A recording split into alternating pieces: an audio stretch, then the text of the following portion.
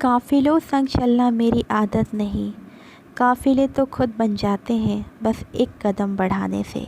तो आज इन्हीं लाइनों को लेकर ऐसे महान F.R. लेविस के बारे में आज हम जानेंगे, जिन्होंने उनको जैसा अच्छा लगा, उनका एक्सपीरियंस जैसा रहा वैसा लिखा।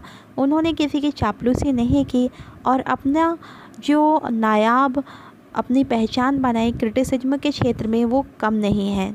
तो जानिए आज इनके बारे में। तो फ्रेंड्स, ज़्यादा टाइम वेस्ट ना करते हुए हम आज F.R. लेविस के बारे में जानेंगे। उससे पहले हमने मॉडर्न एज में T.S. Elliott, I.A. रिचर्ड्स को जाना समझा एंड आज इनके बारे में जानेंगे। थोड़ा सा इनका बर्थ वगैरह देख लेते हैं, फिर इनके वर्क और जो मेन कॉन्सेप्ट रहे हैं, क्या इनकी धारणाएँ रही हैं, वो जानेंगे। देखिए, he was born 14 July 1895 Cambridge UK means United kingdom, और उनकी डेथ हुई थी 14 अप्रैल 1978 कैम्ब्रिज यूके में। एंड वो ब्रिटिश क्रिटिक थे। अर्ली टू मिड सेंचुरी तक उनका पीरियड रहा। एजुकेशन उनकी इमैनुअल कॉलेज में हुई थी, कैम्ब्रिज कॉलेज में भी उनकी एजुकेशन हुई थी। और वो बाद में क्या था, प्रोफेसर बने इंग्लिश के डाउनिंग कॉलेज के, और बाद में लेटर क्या हुआ, बाद में यूनिवर्सिटी ऑफ यॉर्क में चले गए थे। कहा जाता है कि हिस्ट्री उनका मेन सब्जेक्ट रहा, जैसे हम लोग ग्रेजुएशन या पीजी में ले लेते हैं वैसा सब्जेक्ट रहा, और बाद में उन्होंने इंग्लिश लिटरेचर को अपना लिया था। उनका फुल नेम था फ्रैंक रेमंड लेविस। आप इसको लेविस बोल सकते हैं और लीविस बोल सकते हैं, depend on you. After T.S. Eliot he was the important critic of modern age, क्योंकि वैसे तो बहुत सारे राइटर आए हैं मॉडर्न एज में, बहुत सारे क्रिटिक आए हैं, लेकिन जो मेन क्रिटिक रहे वो कौन रहे T.S. एलियट के बाद? F.R. लेविस। और इनके वर्क थे 1932 में, जब ये अध्यापन कर रहे थे। अध्यापन मीन्स होता है टीचिंग कर रहे थे। तो स्क्रूनिटी मैगजीन आई, जो 20 साल तक इन्होंने संपादन किया। फिर था new hearing in English poetry 1932। देखिए, मिस्टेक इसलिए हो जाती है क्योंकि जब हम लोग इस टीचिंग करते हैं ना, हम लोग नहीं देखते स्लाइड में, हम लोग मुझा पानी ओरली देखते हैं, जो हमारा एक्सपीरियंस है वही देखते हैं। तो फिर बाद में इनका फॉर कॉन्टीन्यूटी आया new hearing of English poetry 1932 के बाद, वो फॉर कॉन्टीन्यूटी 1933 में आया, रिवॉल्यूशन 1933 में आया, एजुकेशन एंड द यूनिवर्सिटी 1944 में आया, द ग्रेट ट्रेडिशन 1948 में आया। ये बहुत ज़्यादा फेमस वर्क है 1948 का। D.H. लॉरेंस की इन्होंने बहुत ज़्यादा तारीफ़ें की। D.H. लॉरेंस नॉवलिस्ट रहे और बहुत ज़्यादा उन्होंने ग्रेट वर्क दिए हैं हमें इंग्लिश लिटरेचर में, और ये वर्क आया था इनका 1955 में।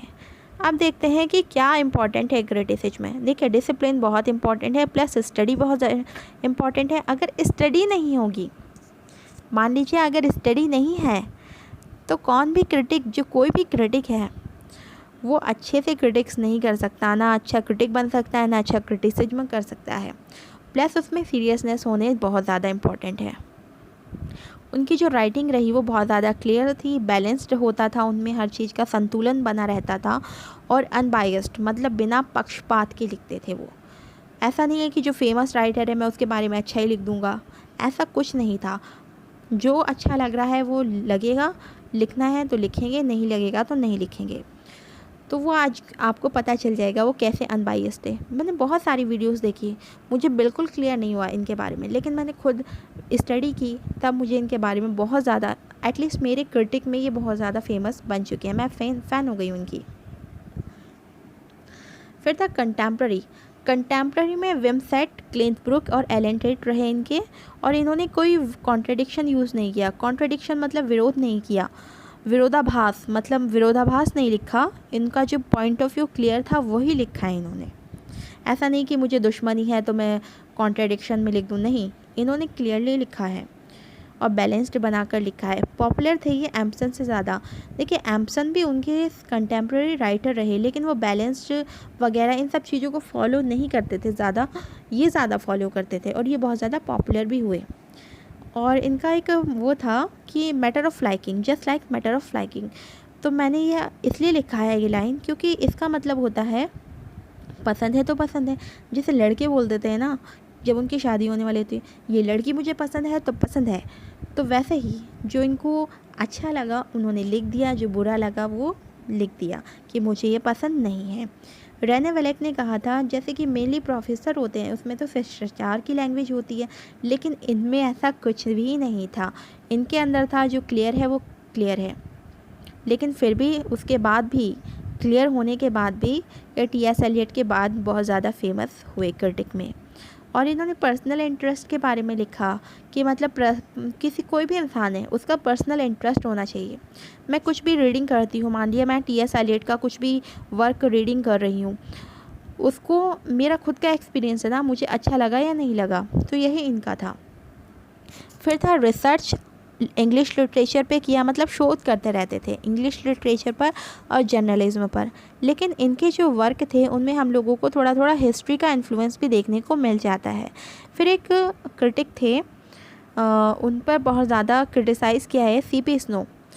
टू कल्चर उनका वर्क आया था 1962 में, जिन्होंने क्या लिखा था कि जो साइंस है वो आर्ट और ह्यूमन से बेस्ट है।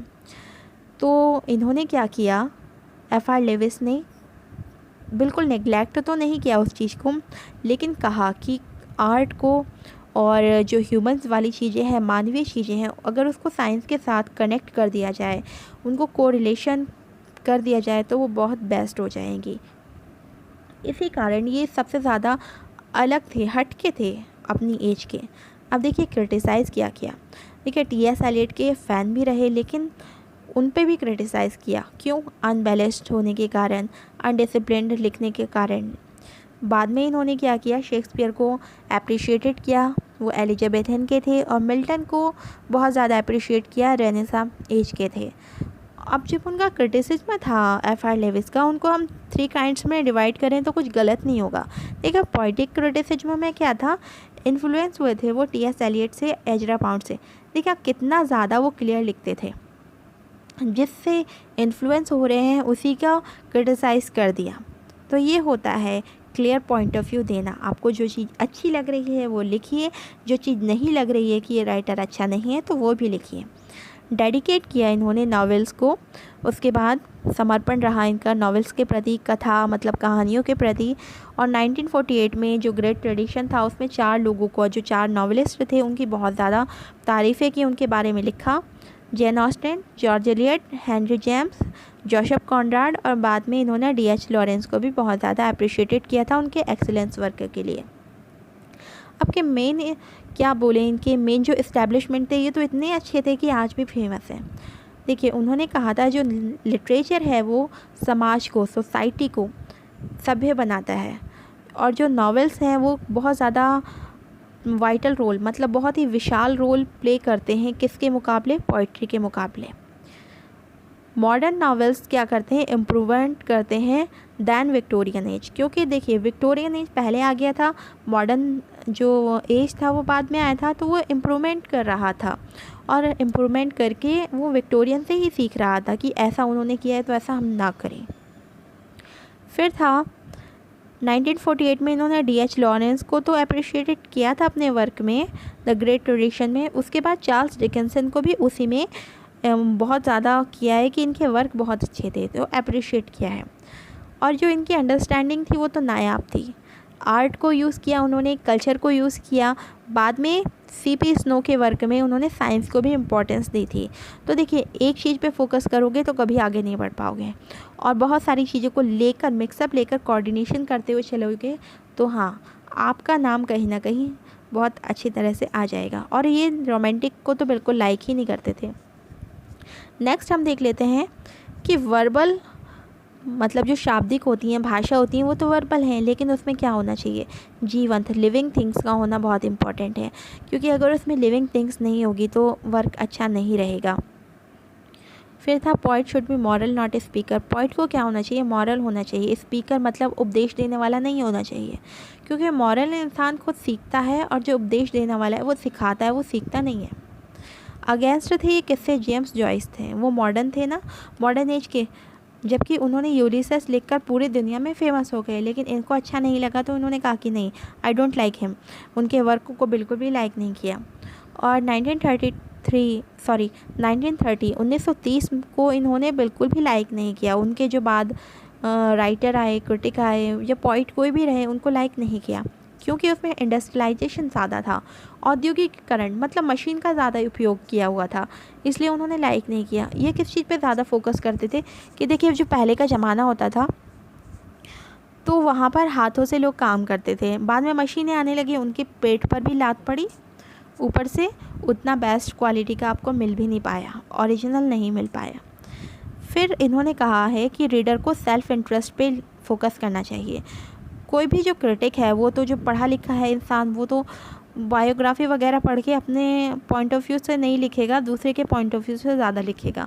लेकिन जो रीडर है उसके सामने कोई पोएम रख दीजिए, वो उसको जैसा अच्छा लगा वो अपनी फीलिंग्स को वैसे ही लिख देगा, तो वो बहुत बेस्ट क्रिटिक होता है। इन्होंने क्या कहा था कि वर्ड्स पर ध्यान मत दो, जैसे एक बुक होती है, कवर होता है, उस पर ध्यान मत दो, उस वर्ड्स का मीनिंग क्या है उस पर ध्यान दो। तो ये सारी चीज़ों को ये लेकर आए थे।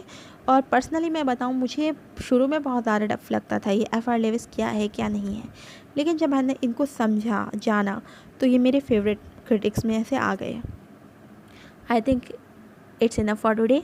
आपको बहुत अच्छे से क्लियर हो गया होगा। तो कंक्लूज़न यही है कि ये सेल्फ़ इंटरेस्ट पर फोकस किया इन्होंने और इंडस्ट्रियलाइजेशन पे ना फोकस किया, मतलब ना के बराबर था वो चीज़ें। साइंस को लिया, टेक्नोलॉजी को लिया, लेकिन आर्ट्स, ह्यूमंस, इन सब चीज़ों पे ज़्यादा फोकस किया। लिविंग थिंग्स पे ज़्यादा लिखा कि मतलब लिविंग्स होना चाहिए, कोई भी राइटिंग्स है उसको जीवंत बना दो, मतलब जैसे वो ज़िंदा है ऐसे बना दो। और बहुत सारे इनके क्रिटिक्स रहे और उन्होंने क्रिटिक्स में भी बहुत ज़्यादा अपना नयापन दिखाया कि चलो आपने ये लिख किया तो ठीक है, लेकिन इसमें ये ऐड करें तो बहुत ज़्यादा बेस्ट होगा। आई थिंक आपको बहुत अच्छे से क्लियर अंडरस्टैंड हो गया होगा। अच्छा लगे तो लाइक करें, सब्सक्राइब करें और सजेशन दें। Thank you so much. आपका दिन शुभ हो। Have a nice day.